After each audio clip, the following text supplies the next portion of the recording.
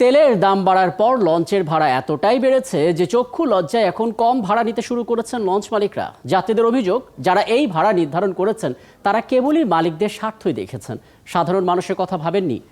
যাত্রী এবং লঞ্চ বিবেচনায় নৌপথে সবচেয়ে বড় রুট কিন্তু ঢাকা থেকে বরিশাল। 161 কিলোমিটার দূরত্বের এই নৌপথে জোয়ার ভাটার হিসেবে গড়ে প্রতিটা লঞ্চে যাওয়া আসার খরচ হয় 6,000 লিটার তেল। তেলের দাম 15 টাকা বৃদ্ধির পর তাদের খরচ বেড়েছে 1 লাখ টাকা। সেই খরচ মেটাতে কিলোমিটার প্রতি 60 পয়সা ভাড়া বাড়িয়ে 2 টাকা 30 পয়সা করেছে সরকার, আর তাতে ডেকের ভাড়া বেড়েছে 100 টাকা। 1000 টাকার কেবিনে ভাড়া হয় 1400 টাকা, দুজনের কেবিনে 2800 টাকা। ভাড়ার এই হার এতটাই অস্বাভাবিক যে চক্ষু লজ্জায় এখন ভাড়া কমিয়েছে লঞ্চ কর্তৃপক্ষ। যাত্রীরা বলছেন, ভাড়া যারা নির্ধারণ করেছিলেন তারা সাধারণ মানুষের বদলে মালিকদের পক্ষেই কাজ করেছেন। আর লঞ্চ মালিকরা বলছেন, যাত্রী পেতে সামনের দিনগুলোতে তাদের সরকার নির্ধারিত ভাড়ার চেয়েও কম ভাড়া নিতে হবে।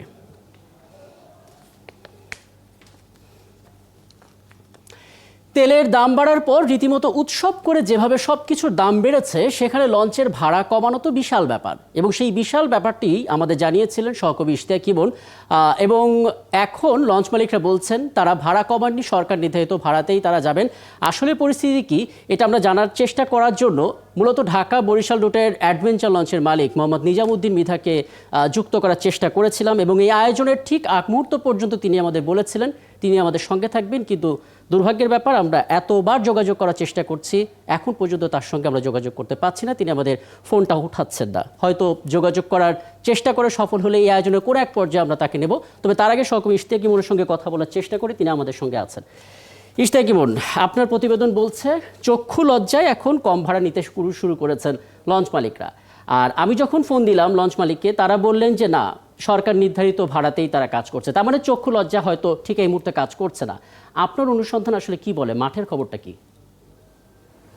দেখুন রাকিব, তারা লজ্জায় পড়েছেন, মানে লজ্জা পেয়ে তারা যে একটু স্বস্তিতে থাকবেন সেখানেও তারা লজ্জায় পড়েছেন। অর্থাৎ যা তাদের জন্য হয়ে বিআইডব্লিউটিএ যে ভাড়া নির্ধারণ করে দিল, সেটিতে যদি তারা এখন মানুষের সামনে বা গণমাধ্যমে এসে লজ্জা পাওয়া শুরু করেন, সেই ক্ষেত্রে বিআইডব্লিউটিএ তাদের কাছ থেকে লজ্জা পাবে। অর্থাৎ দুই পক্ষের লজ্জা সামাল দিতে গিয়ে তারা এখন পর্দার আড়ালে থাকছেন। বেশ কয়েকজন লঞ্চ মালিকের সাথে আমার কথা হয়েছে, লঞ্চের সহসভাপতির সাথে কথা হয়েছে। তারা কেউ আসলে সময় দিতে চাচ্ছেন না, বিষয়টি নিয়ে কথা বলতে চাচ্ছেন না। কিন্তু জনগণের কাছে বা যাত্রীদের কাছে একটি জবাবদিহিতার যে বিষয় আছে, সেটি লঞ্চ মালিক বা বিআইডব্লিউটিএ কেউই কিন্তু করছে না। এত ভাড়া বৃদ্ধির আসলে কারণ কি? তেলের দাম যে বৃদ্ধি হয়েছে, সেই তুলনায় যে ভাড়া বৃদ্ধি হয়েছে তা অস্বাভাবিক, একেবারেই অস্বাভাবিক। ধরুন 2000 টাকা বা 1800 টাকা যে কেবিন ছিল, সেই কেবিনের ভাড়া হয়েছে 2800 টাকা, অর্থাৎ 2800 টাকা। এখন সেটি নিতে লঞ্চের যারা সুপারভাইজার এবং ম্যানেজার আছেন তারা সংকোচ বোধ করছেন। এবং আপনি আমার যে গতকালের যে প্রতিবেদন আমি তৈরি করেছি, আজ সারাদিন 71 টেলিভিশনে প্রচার হয়েছে, সেখানে কিন্তু পরিষ্কার সে সকল সুপারভাইজাররা বলেছেন যে একটি বিমান ভাড়া সমান সমান যদি লঞ্চ ভাড়া হয়ে যায়, তাহলে নৌপথকে বলা হয় সব থেকে কম ব্যয়বহুল রুট। অর্থাৎ এই গণপরিবহনটি সব থেকে কম খরচেই কিন্তু পৃথিবীর সর্বত্র চলে। এখন মালিকরা এমন পর্যায়ে ভাড়া বাড়িয়ে দিয়েছেন বিআইডব্লিউটিএ সহযোগিতায়, অর্থাৎ এই পথটি উন্মুক্ত করে দিয়েছে বিআইডব্লিউটিএ, এবং সেই পথ উন্মুক্ত করার পরে মালিকরা এখন আর কিছুই বলছেন না। তারা 2800 টাকার ভাড়া এখন 2400 টাকায় নিয়ে এসেছেন। ডেকের ভাড়া আপনি যদি বলেন ঢাকা বরিশাল রুটে 255 টাকা যখন নির্ধারণ করা হয়েছিল এর আগের ভাড়া, তখন তারা ভাড়া নিয়েছেন 150 থেকে 200 টাকা, অর্থাৎ 250 টাকায় তারা যাত্রী পাচ্ছেন না। এখনও কিন্তু একই অবস্থা, 350 টাকা ভাড়া নির্ধারণ করা হয়েছে। কিন্তু 161 কিলোমিটার নৌপথ যে রয়েছে, সেই পথের দূরত্ব হিসেব করলে ভাড়া আসে 322 টাকা। সেই ভাড়া নির্ধারণ করা হয়েছে 352 টাকা। অর্থাৎ ভাড়া এমনভাবে নির্ধারণ করা হয়েছে, এখানে আসলে যাত্রীদের পক্ষে বলার মতো কেউ ছিল না। যাত্রীদের হয়ে যে একটু বার্গেনিং করা হবে বা এই ভাড়াটি কমানোর বিষয়ে কেউ কথা বলবেন, সেটি আসলে করা হয়নি। বরঞ্চ উল্টোটি মনে হয়েছে যে যত ভাড়া বাড়ানো যায় ততই বোধহয় সরকারের পক্ষ থেকে লাভ, এরকম একটি বিষয়। মোটা দাগে যদি লঞ্চের হিসেবটি বলি যে আসলে কত খরচ হয়, সেই হিসেবে আপনি 3000 লিটারের মতো তেল লাগে ঢাকা থেকে বরিশাল যেতে, যেহেতু এটি একটি বড় রুট, 161 কিলোমিটার যেতে। এখন 3000 কিলোমিটার পথ যেতে তাদের যে খরচ হয়, এখন যে কেবিনের ভাড়া বৃদ্ধি হয়েছে তাতেও মালিকরা বলছেন যে তারা আসলে খরচে পোষাতে পারবেন না। কিন্তু ন্যূনতম যদি 500 যাত্রী একটি লঞ্চে যায়, তাতে তাদের যা হিসেব আসে তাদের 50 থেকে 1 লক্ষ টাকার কিন্তু লাভ থাকে, সেটি তারা স্বীকার করতে চান না। অর্থাৎ এমন একটি পর্যায়ে চলে গিয়েছে, এটি আসলে পুরোটাই যাত্রীদের দায়ভার দিয়ে দেওয়া হয়েছে। তেলের দাম বৃদ্ধির দায় একমাত্র যাত্রীদের, আর কারোর কোনো দায়ভার নেই, এরকম একটি অবস্থানে চলে গিয়েছে। আপনি খুব চমৎকারভাবে সব তথ্যগুলো তো দিচ্ছেন, এবং বোধ করে এই তথ্যগুলো যখন আসলে কর্তৃপক্ষের নজরে পড়বে তখন চক্ষু লজ্জাটা আরো বড় হোক, সেটা আমাদের প্রত্যাশা থাকবে। একটু বলবেন ইমন, এই যে বিআইডব্লিউটিএ ভাড়াটা যে বাড়াচ্ছে, আমরা লঞ্চ মালিকের বক্তব্য যখন শুনলাম, তারা বললেন একটা পরিসংখ্যান করে বিশ্লেষণ করেই তারা আসলে ভাড়াটা বাড়াচ্ছেন। প্রশ্ন হচ্ছে কিসের ভিত্তিতে পরিসংখ্যানটা হয়, কাদেরকে, যে মানুষটা আসলে ডেকে বসেন তাদেরকে নিয়ে, নাকি যারা আসলে কেবিনে যান তাদেরকে নিয়ে আসলে পরিকল্পনাটা করা হয়? দেখুন, ভাড়াটা বৃদ্ধি হয় সবকিছু মিলিয়েই, কারণ ডেকের যিনি যাত্রী যাবেন তার ভাড়া বৃদ্ধি করা হয়েছে 35%, এবং একজন ডেকের যাত্রীর যে ভাড়া থাকবে তার 4 গুণ সিঙ্গেল কেবিন এবং 8 গুণ ডাবল কেবিন, অর্থাৎ দুজন যাত্রী যাবেন।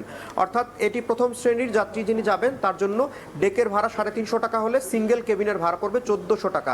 এখন স্বাভাবিকভাবেই ডেকে যে মানুষটি যাবেন, 4 জনের যদি পরিবার হয়, তার খরচ পড়ে যাচ্ছে 1400 টাকা। এখন একটি মানুষ যাওয়া আসায়, যিনি গ্রামের বাড়িতে মাসে একবার যান তার বাবা মায়ের কাছে, সেখানে যদি মাসে 3000 টাকা শুধু যাওয়া এবং আসায় শুধু লঞ্চ ভাড়া দিতে হয়, তাহলে সেই মানুষটি আসলে কত টাকা আয় করবেন, এবং তার আয় কি বেড়েছে যেভাবে লঞ্চ ভাড়া বাড়ানো হয়েছে? এটি আসলে সরকারের সমন্বয় করার বিষয়, যে কত শতাংশ ভাড়া বৃদ্ধি হলে মানুষের তো যেতে হবে। কারণ 2800 টাকার যদি একটি পরিবার নিয়ে, মধ্যবিত্ত একটি পরিবার একটি ডাবল কেবিন নিয়ে যেতে হয়, 2800 থেকে 5600 টাকা, অর্থাৎ 6000 টাকার মতো পড়ে যাচ্ছে শুধু তার লঞ্চ ভাড়া। সেই মানুষটির কি ইনকাম 6 টাকা বেড়েছে এই সময়ের মধ্যে? 6000 টাকা এই যে বর্ধিত, তার এখন প্রায় 800 থেকে 1200 টাকা দিতে হচ্ছে। এই টাকাটি কে দিবে, সেই প্রশ্নটি মানুষের। এখন এই জায়গাতে সরকার আসলে, সেক্ষেত্রে ইশতিয়াক ইমন একটু বলবেন, যেই বাস্তবতা আপনি বললেন সেটা রীতিমতো আসলে ভয়ঙ্কর বাস্তবতা। এখন এক পক্ষ যদি ভাড়া বাড়িয়ে দেয় এবং ভোক্তা পর্যায় থেকে প্রতিবাদ করার মতো কেউ না থাকে, তাহলে আসলে সমাধানটা কোথায় দেখেন? কোনো রকমের কোনো মহলের এখানে উদ্যোগ আছে কিনা আসলে? দেখুন, তেলের দাম বৃদ্ধি হয়েছে, লঞ্চগুলোর খরচ বেড়েছে, এটি স্বাভাবিক। সেই ক্ষেত্রে ভাড়াটি একটি সহনীয় পর্যায়ে রেখে যদি লঞ্চ কর্তৃপক্ষর সাথে বিআইডব্লিউটিএ বসে, এটি তো সরকার আসলে জনগণের চিন্তা করবে। সেখানে সরকার যদি সবার আগে মালিকদের চিন্তা করে, তাহলে জনগণ আসলে কার ভরসায় থাকবে? কারণ এই বিচ্ছিন্ন মানুষ কে কার কথা বলবে? লঞ্চ চালকদের সাথে তো কথা বলে, লঞ্চ মালিক যারা আছেন, শ্রমিক যারা আছেন, তাদের সাথে তো আসলে এই সাধারণ যাত্রী যারা, তারা কোনোভাবেই পারবেন না। সেই ক্ষেত্রে এটির যারা সমন্বয় করবেন, যারা মালিকদের সাথে এই দর কষাকষিটি করবেন, সেটি হচ্ছে বিআইডব্লিউটিএ। এখন বিআইডব্লিউটিএ যদি মালিকদের ভাষায় কথা বলেন এবং ভাড়াটি এমন পর্যায়ে নিয়ে যান যে সেই ভাড়া আদায় করতে মালিকরাই খোদ লজ্জা পাচ্ছেন, তাহলে বিআইডব্লিউটিএর আসলে ভূমিকা কোথায় গিয়ে দাঁড়াচ্ছে? সেটি কিন্তু সাধারণ যাত্রীদের প্রশ্ন থেকে যাচ্ছে। আপনি ধরুন, ঢাকা থেকে সব থেকে দূরের যে দূরত্বের যে গন্তব্য রয়েছে, সেটি কুয়াকাটার খেপুপাড়া, 312 কিলোমিটার দূরত্ব। সরকারের নতুন যে নির্ধারিত ভাড়া, তাতে 600 টাকার উপরে এসেছে সেই ভাড়া। এখন একটি মানুষ যখন 600 টাকার উপরে ভাড়া দিয়ে যাবেন, তার পরিবারে যদি 4 জন মানুষ থাকেন, তাহলে সেই খরচ কোথায় গিয়ে দাঁড়াচ্ছে? সেটি একটি অনেক প্রশ্ন। এবং ইশতিয়াক ইমন, আপনি ধারাবাহিকভাবে প্রতিবেদন তৈরি করছেনই এবং সেখান থেকে আমরা আলাপ করছি। আশা করি এই বিষয়গুলো আপনি নজরে এনে প্রতিবেদন তৈরি করবেন এবং সেখান থেকে হয়তো আমরা কর্তৃপক্ষের বক্তব্যটিও জানতে পারবো এবং এই সমস্যার সমাধানের একটা সুরাহা হবে। কিন্তু দুঃখের ব্যাপার, আমরা এতক্ষণ চেষ্টা করে ঢাকা বরিশাল রুটে অ্যাডভেঞ্চার লঞ্চের মালিক মোহাম্মদ নিজামুদ্দিন মৃধাকে যুক্ত করতে পারেননি। তিনি আমাদের ফোনটি ধরেননি এবং ইশতিয়াক ইমন অনেক তথ্য তো দিলেন।